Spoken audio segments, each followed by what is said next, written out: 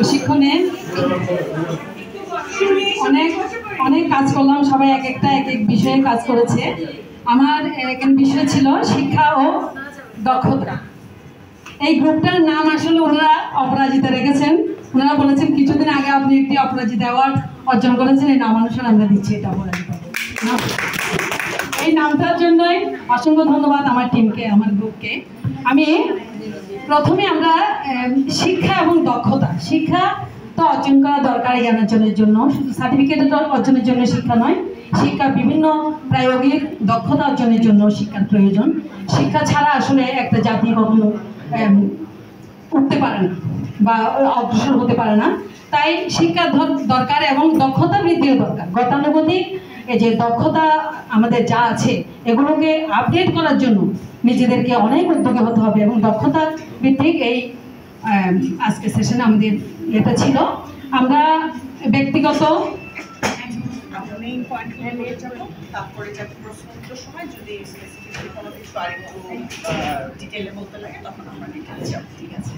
আমরা প্রথমে দেখি শিক্ষা এবং দক্ষতার ক্ষেত্রে ব্যক্তিগত যে ঝুঁকিগুলো কি।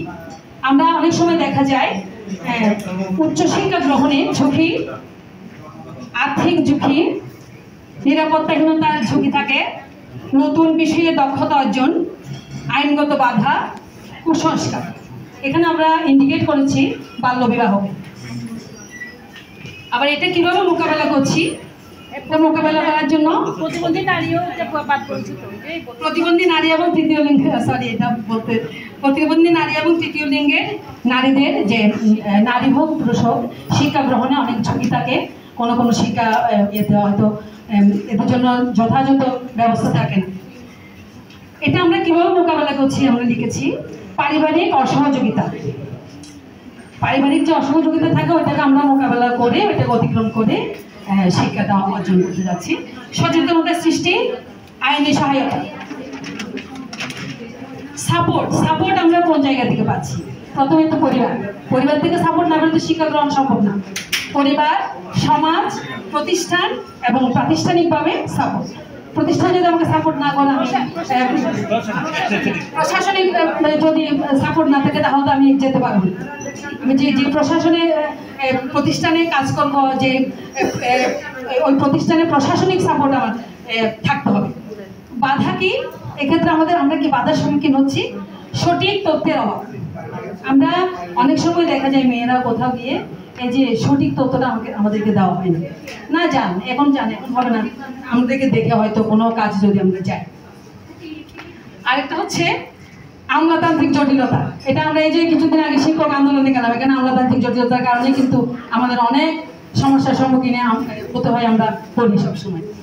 তারপর একটা হচ্ছে প্রশিক্ষণ কেন্দ্রের অভাব। অনেক সময় প্রশিক্ষণ কেন্দ্রের অভাবের কারণে আমরা এই যথাযথ প্রশিক্ষণ পাই না।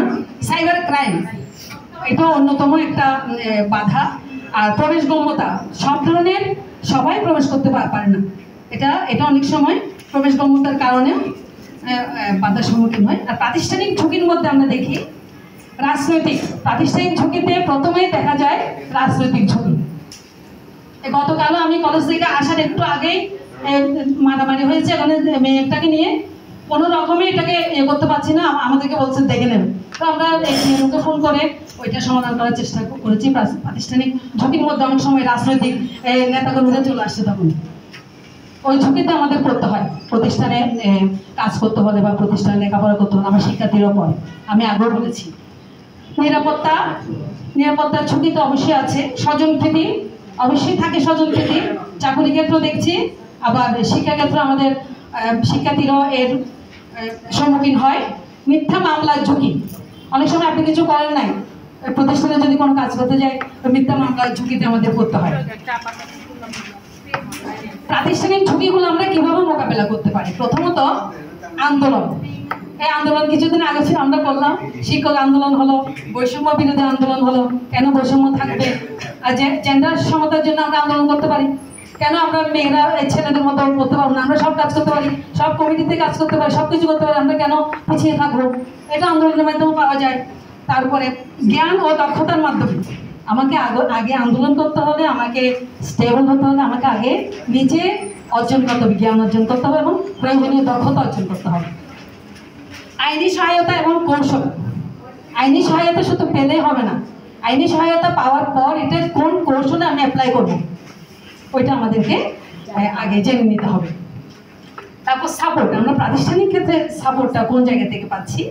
প্রাতিষ্ঠানিক সহায়তা, প্রতিষ্ঠানের কর্তৃপক্ষ যদি সহায়তা না করে আমি কখনো আইনি সহায়তা পাবো না। কোথাও গিয়েও আমার প্রতিষ্ঠান আমাকে আগে পাঠাতে হবে, প্রতিষ্ঠান আমাকে সাপোর্ট দিতে হবে। আইনি সহায়তা পাওয়ার জন্য প্রাতিষ্ঠানিক সহায়তায় প্রয়োজন। পারিবারিক সহায়তা তো অবশ্যই দরকার। আমি একটা কাজ করতে যাচ্ছি, আমি একটা বিষয়ে আমার পরিবার যদি আমাকে সাপোর্ট না করে আমি তো সেই জায়গায় গিয়ে কোনো কাজ করতে পারবো না। সামাজিক সংগঠন, এনজিও, জিও, বিভিন্ন বেসরকারি এবং সরকারি সংগঠনগুলো কিন্তু এগুলো নিয়ে কাজ করে যাচ্ছে। এখন আসি বাধা। প্রাতিষ্ঠানিক ঝুঁকিগুলো মোকাবেলা করার জন্য আমাদের কি বাধার সম্মুখীন হতে হয়? পারিবারিক, অবশ্যই আমরা পারিবারিক বাধার সম্মুখীন হই। প্রাতিষ্ঠানিক, আইনি, রাজনৈতিক, অর্থনৈতিক এবং প্রবেশগম্যতা। সব জায়গায় যেতে দেওয়া হয় না।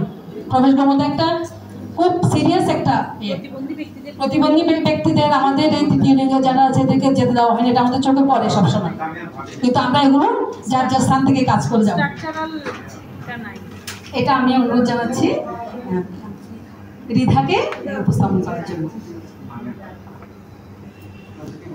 আমরা এতক্ষণ কথা বলেছি ব্যক্তিগত এবং প্রাতিষ্ঠানিক, কিন্তু সবচেয়ে বড় ঝুঁকি হিসেবে থাকছে আমাদের মধ্যে কমিউনিটির মধ্যে প্রথমে যদি ঝুঁকি দেখি আমরা, তাহলে রয়েছে নেতিবাচক দৃষ্টিভঙ্গি বা মন্তব্য।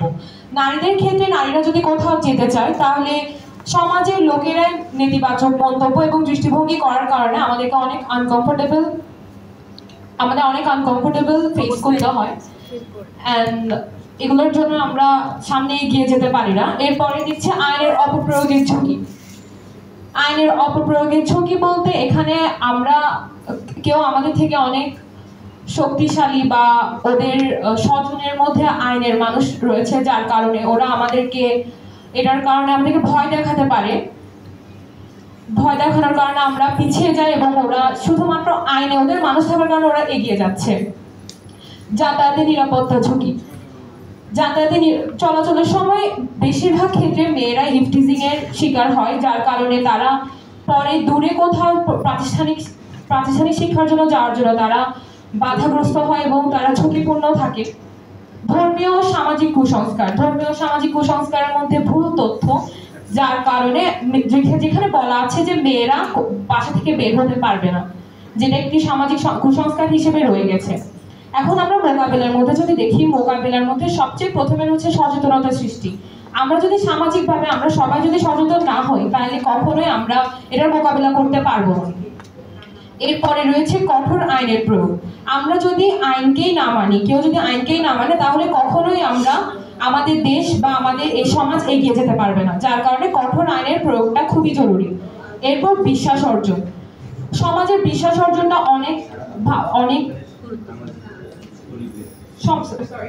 সমাজের বিশ্বাস অর্জন একটা অনেক ভালো গুরুত্বপূর্ণ দিক। কমিউনিটি যদি আমাকে বিশ্বাস না করে তাহলে আমি কখনো জাস্টিসটা পাবো না। এরপরে রয়েছে আমরা কোথা থেকে সাপোর্ট পাবো। সাপোর্টের মধ্যে প্রথমে কমিউনিটি প্রশাসনিক সাপোর্ট। আমরা এখানে দেখতে পাচ্ছি আমরা বাধা যেখান থেকে পাচ্ছি সাপোর্টও সেখান থেকেই পাচ্ছি। এখানের মধ্যে সামাজিক অর্থাৎ স্থানীয় প্রশাসন, আমরা প্রশাসনিক সাপোর্ট না পেলে কখনো এগিয়ে যেতে পারবো না। আর বাধার মধ্যেও দেখছি কমিউনিটির প্রশাসনিক সাপোর্টের বাধা, স্থানীয় প্রশাসনের অসহযোগিতা। আমরা যদি কখনো সমাজ থেকে সহযোগিতা না পাই তাহলে কেউই কারো সাধ্য নেই যে এগিয়ে যাওয়ার। তাই সামাজিক সাপোর্টটা সবচেয়ে বেশি দরকার। Thank you.